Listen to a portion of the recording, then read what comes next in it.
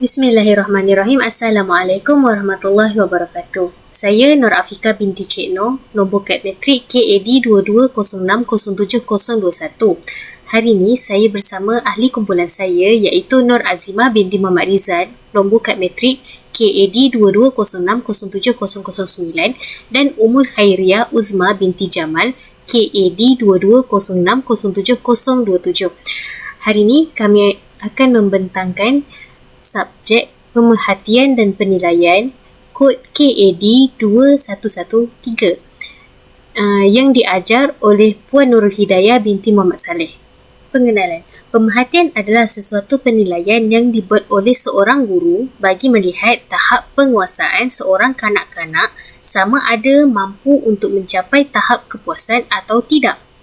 Okey, kita pergi ke slide yang seterusnya iaitu prosedur penilaian formatif. Okey, prosedur dia untuk menentukan topik pembelajaran, menyatakan aspek dan tahap pencapaian bagi sesuatu topik pembelajaran, menghubungkaitkan elemen-elemen yang terdapat dalam setiap topik, membentuk soalan ujian dan mencadangkan langkah susulan. Seterusnya adalah tujuan penilaian formatif. Yang pertama, untuk mengesan penguasaan kemajuan pelajar untuk membaiki kelemahan dengan serta-merta. Yang kedua, memperbaiki kualiti serta dapat meramal pencapaian pelajar. Yang ketiga, menjadikan murid sentiasa bersedia untuk menduduki siri ujian yang dijalankan. Okey, saya Ummul Khairiyah Uzma binti Jamal, kad matrik KAD 22060727. Okey, saya ingin menerangkan sedikit tentang penilaian sumatif. Penilaian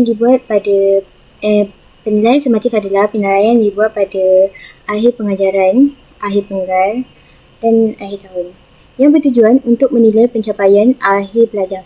Berbeza dengan penilaian formatif yang dapat menumpukan kepada penilaian penguasaan pelajaran dalam suatu tajuk.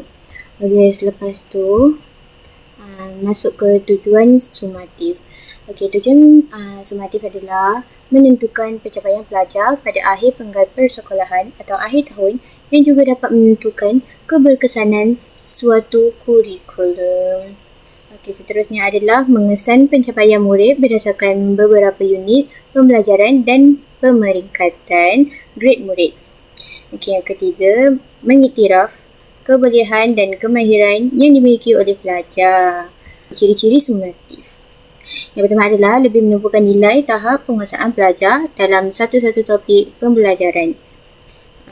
Selain itu juga, ia merupakan untuk menentukan pencapaian pelajar pada akhir sesuatu penggal persekolahan dan digunakan untuk menentukan keberkesanan sesuatu kurikulum secara keseluruhan. Dan akhir sekali adalah langkah-langkah membentuk ujian sumatif.